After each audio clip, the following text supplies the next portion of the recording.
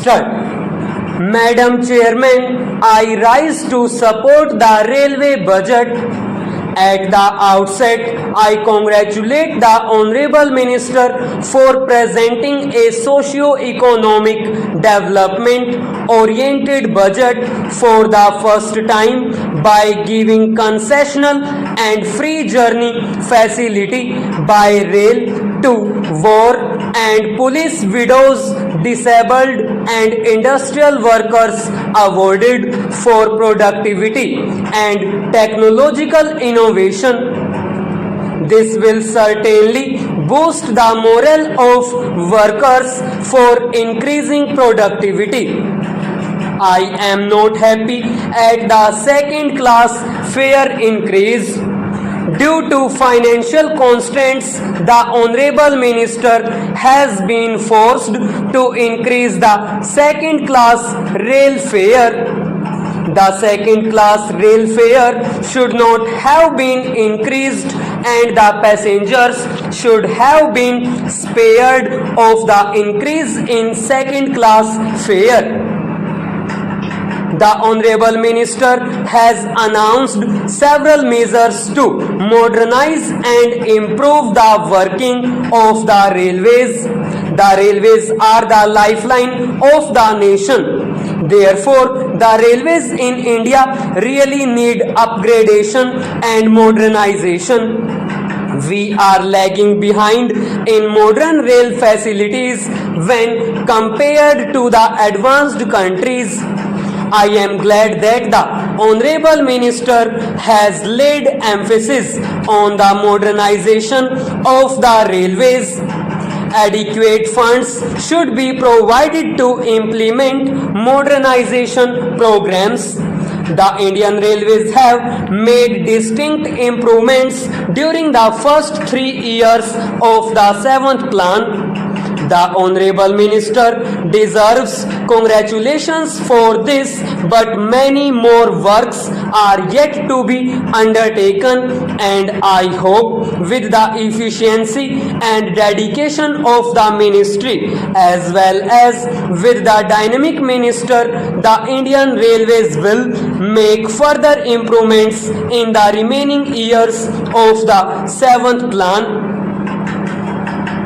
Sir, I thank the Honorable Minister for exempting goods rate hike in respect of certain commodities like fertilizers, food grains, fodder, livestock, pulses, edible oils, salt, etc. These are the essential commodities of common use. So, this exemption will provide a great relief to the common man. Large parts of the country faced an unprecedented drought during 1987. The railways ensured massive movement of diesel, food grains and edible oils to the drought affected areas. The track restoration work in the northeastern parts of the country after the flood was also commendable.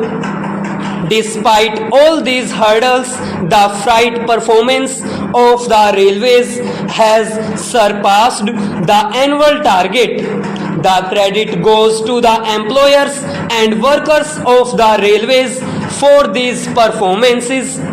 I thank the Honorable Railway Minister for performing such a challenging task in an extremely efficient and commendable way. Sir, 64 new trains have been introduced during 1987-88. The frequency of some existing trains has also been increased.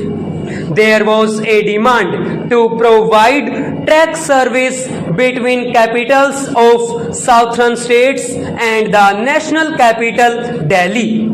I am happy to say that superfast express services have been provided between Delhi and capitals of the 4 southern states, Bangalore, Hyderabad, Madras and Trivandrum during 1987-88. The minister has given a list of some new trains proposed to be introduced from 1st May 1988. Now I would like to say a word about computerization of passenger reservation. The government have taken steps in this respect, but it is limited to Delhi and a few metropolitan cities. I am glad to learn that computerized passenger reservation facility is going to be introduced at some other cities like Ahmedabad, Bangalore, Bhopal, Lucknow and Hyderabad.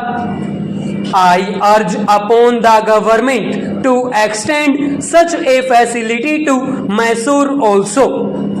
I would like to say a few words about my state of Karnataka. Karnataka is very deficient on broad gauge compared to other states in the south. Therefore, I would like to press for a more rapid conversion of the trunk routes in that state into broad gauge.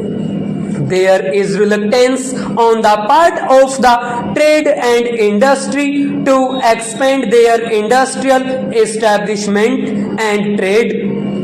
The broad gauge would provide them uninterrupted rail transit for their raw materials and finished goods. The conversion of Bangalore-Mysore Railway into broad gauge was sanctioned during 1979. The estimated cost of the project was rupees 26 crores. Now it has further gone up. The amount spent on this project is about 6 crores of rupees only. The budget provision made for this project in 1985-86 and 1986-87 was very inadequate. Therefore, I would like to request the Honorable Minister to provide sufficient funds for this conversion project so that it can be completed by the end of the 7th plan. I would like to say here that the people of Karnataka feel neglected as adequate funds are not allocated to the various projects. The people of Karnataka have been demanding for a separate southwestern railway zone. Recently, there was an agitation over this issue.